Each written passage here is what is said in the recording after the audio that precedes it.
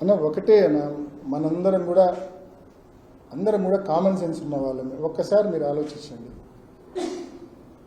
అమరావతి అనే ఒక capital develop చేయడం కోసం చంద్రబాబు నాయుడు గారు దాదాపు 2 లక్షల కోట్లకు పైగా ఖర్చు పెట్టబోతా ఉన్నారు.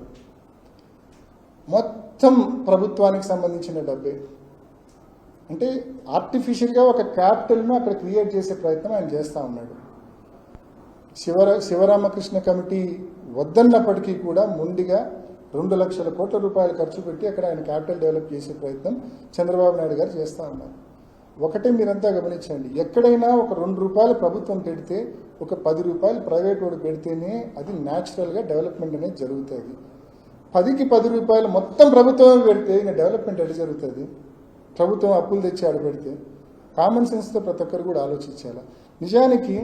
నిజానికి మనం ఒక్కసారి చూస్తే జగన్మోహన్ రెడ్డి గారు ఏదైతే ఎంతో ఆలోచనతో ఎంతో మంచి ఉద్దేశంతో ఆయన చెప్పింది మచిలీపట్నాన్ని, విజయవాడను, గుంటూరును మూడింటిని కలిపి ఒక క్యాపిటల్గా ఫామ్ చేస్తే కనుక ఇప్పటికే ఎగ్జిస్టింగ్ ఇన్ఫ్రాస్ట్రక్చర్ బలంగా ఉంది. రోడ్ ఇన్ఫ్రాస్ట్రక్చర్ బలంగా ఉంది, మంచి ఎయిర్పోర్ట్ ఉంది. ఆ ఎయిర్పోర్ట్ను కూడా ఇంటర్నేషనల్ ఎయిర్పోర్ట్గా ఆల్రెడీ జగనన్న ప్రభుత్వంలోనే దానికి సంబంధించి నిధులు మంజూరైనాయి. ఆ పనులు కూడా జరుగుతూ ఉన్నాయి. పోర్టు పనులు జరుగుతూ ఉన్నాయి. సో సీ పోర్ట్ ఉంటుంది, ఎయిర్పోర్ట్ ఉంటుంది, మంచి రోడ్ ఇన్ఫ్రాస్ట్రక్చర్ ఉంది.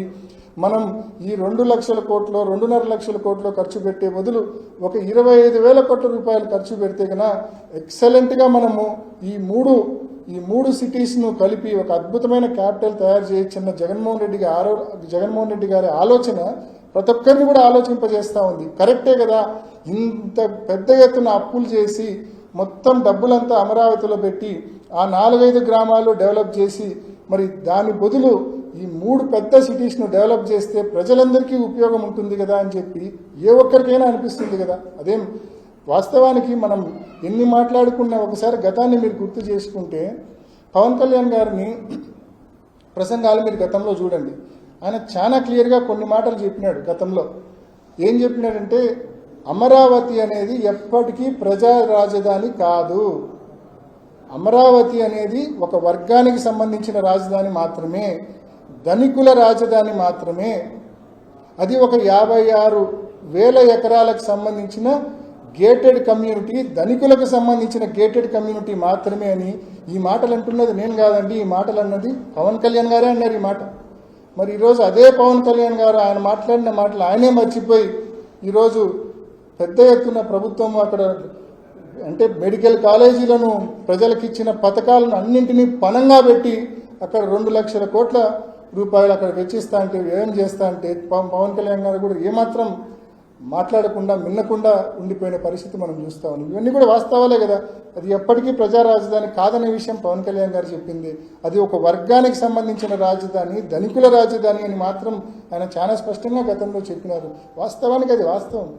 కాబట్టే మావిగన్ ఏదైతే మచిలీపట్నము, విజయవాడ, గుంటూరు 3 ప్రాంతాలు కలిపి డెవలప్ చేస్తే అది ఒక ప్రజా రాజధాని అవుతుంది. అది అన్ని వర్గాలకు సంబంధించిన అందరికీ సంబంధించిన రాజధాని అవుతుంది. కాబట్టే జగన్మోహన్ రెడ్డి గారు ఆయన ఆలోచనను చెప్పినారు. ఆ ఆలోచనతోనే ముందుకెళ్తామని చెప్పి కూడా చాలా స్పష్టంగా క్లారిటీ ఇవ్వడం జరిగింది. అంటే ఒకటే చంద్రబాబు నాయుడు గారు ఇందాక నేను చెప్పింది కూడా అదే. నిన్న మీటింగ్ పెట్టింది కూడా కేవలం జగన్మోహన్ రెడ్డి గారిని దూషించడానికి, కేవలం క్యారెక్టర్ అసాసినేషన్ చేయడానికి పెట్టారు. ఇంకా సందర్భం లేకపోయినా ఇంకా వివేకం పెదనాన్న కేసు గురించి కూడా ఆ మీటింగ్లో చాలాసేపు ఈయన ఎమ్మెల్యే ప్రస్తావించినాడు, ముఖ్యమంత్రి ప్రస్తావించినాడు. ఇంకా వాళ్ళకి ఏది కాదేది కవితకు అనర్హం అన్నట్టు సందర్భం ఏదైనా సరే ఇంకా వాళ్ళు అసలు అంటే ఈ సందర్భం ఏదైనా సరే ఇంకా వాళ్ళు ఇంకా టేప్ రికార్డర్ ఆన్ చేస్తారు. ఇంకా చంద్రబాబు నాయుడు గారు ఇంకా చెప్పిందే చెప్పి ఇప్పటికీ కొన్ని వేల సార్లు మాట్లాడి ఉంటాడు. అంటే ఇంకా రాజకీయ మైలేజ్, ఇంకా పొలిటికల్ మైలేజ్ వస్తుందని ఇలా భగవంతునికి అన్నీ తెలుసు, వాస్తవాలు తెలుసు. ఖచ్చితంగా భగవంతుడు మంచోళ్ళకు మంచి చేస్తాడు. ఇట్లాంటి వాళ్ళకి ఖచ్చితంగా కొంతకాలం పాటు ఇలా కాలం జరిగినా కూడా అంతిమంగా వీళ్లకు గుణపాఠం మాత్రం తప్పకుండా భగవంతుడు నేర్పిస్తారని కూడా నేను తెలియజేస్తా ఉన్నా. నిన్నటి రోజున సాగునీటి విషయంలో కూడా చాలా కామెంట్స్ చేసినాడు. నిజానికి జమ్మలమడుగులో ఉండి నువ్వు మాట్లాడుతూ ఉన్నావు, వైఎస్ఆర్ జిల్లాలో ఉండి చంద్రబాబు నాయుడు నువ్వు మాట్లాడుతూ ఉన్నావు. ఒక్కసారి నువ్వు చరిత్ర తెలుసుకో.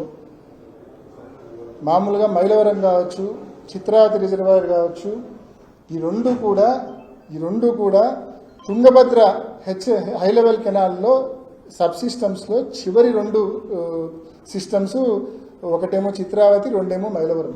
తుంగభద్ర నుంచి మనకు అర్ధ టీఎంసీ 1 టీఎంసీ నీళ్ళు వస్తే గగనం.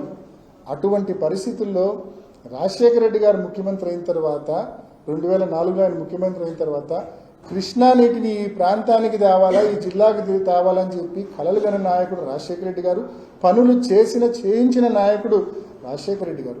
రాజశేఖర రెడ్డి గారు ముఖ్యమంత్రిగా ఉండడం వల్లనే వాస్తవానికి మీ అందరికీ తెలుసు గండికోట డ్యామ్ కెపాసిటీని కుదిస్తూ చంద్రబాబు నాయుడు గారు గండికోట డ్యామ్ను 26 టీఎంసీల డ్యామ్ అయితే ఆ డ్యామ్ కెపాసిటీని కుదిస్తూ దాన్ని 6 టీఎంసీలకు కుదిస్తూ జీవో ఇష్యూ చేసిన మాట మరి చంద్రబాబు నాయుడు ఇచ్చిన మాట వాస్తవం కాదా? 6 టీఎంసీలకు కుదించిన మాట వాస్తవం కాదా?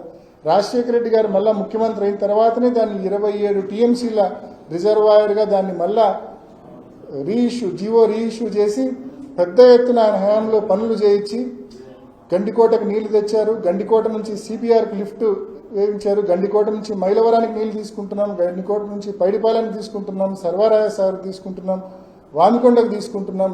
ఈ ప్రాంతానికి ఈరోజు ఇంత పెద్ద ఎత్తున కృష్ణా నీరు వచ్చినాయంటే ఆ రోజు దివంగత ముఖ్యమంత్రి డాక్టర్ వైఎస్ రాజశేఖర రెడ్డి గారి చలువ. ఆ తర్వాత గండికోటలో జగన్మోహన్ రెడ్డి గారు ముఖ్యమంత్రి అయ్యే నాటికి మీరు ఒక్కసారి చూస్తే మనం 10 టీఎంసీల నీరును కూడా నిల్వ చేసుకోలేని పరిస్థితి ఉండింది.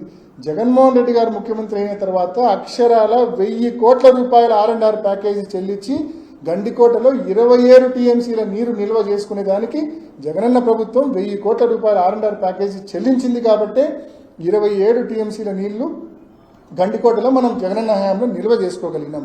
అదే సిబిఆర్లో కూడా చిత్రావతి రిజర్వాయర్లో కూడా ఏ రోజు కూడా 5 టీఎంసీలకు మించి నీరు నిల్వ చేసుకోలేని పరిస్థితి ఉంది.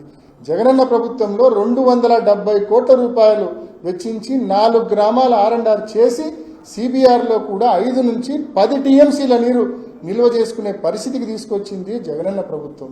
అదేవిధంగా జిఎన్ఎస్ఎస్ ఫేజ్ 2 ప్యాకేజ్ 1 ప్యాకేజ్ 2 కోసము 400 కోట్ల రూపాయల పైగా వెచ్చించింది జగనన్న ప్రభుత్వము. ఇవన్నీ జగనన్న ప్రభుత్వం చేసింది. రాజశేఖర రెడ్డి గారు చేసిన మేలు, జగన్మోహన్ రెడ్డి గారు చేసిన మంచి మేలు ఇవన్నీ రైతులకు తెలుసు, ప్రజలకు తెలుసు, జిల్లా వాసులకు తెలుసు.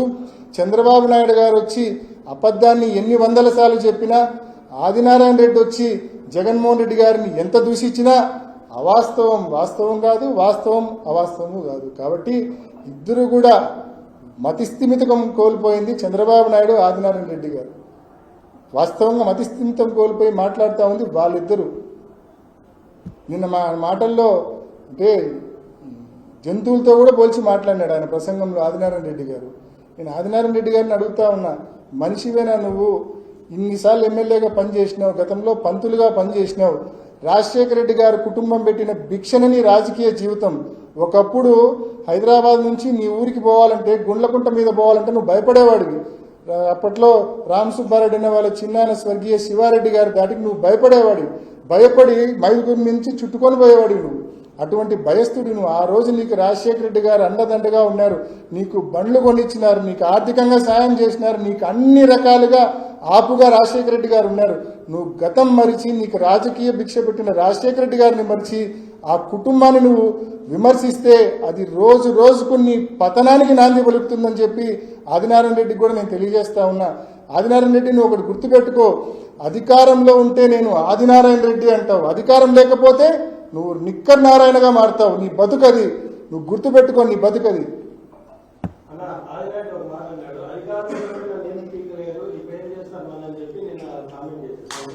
వాస్తవంగా అధికారంలో ఉన్నప్పుడు, మేము అధికారంలో ఉన్నప్పుడు ఎవరిని హరాస్ చేయాలని ఆలోచన చేయలే.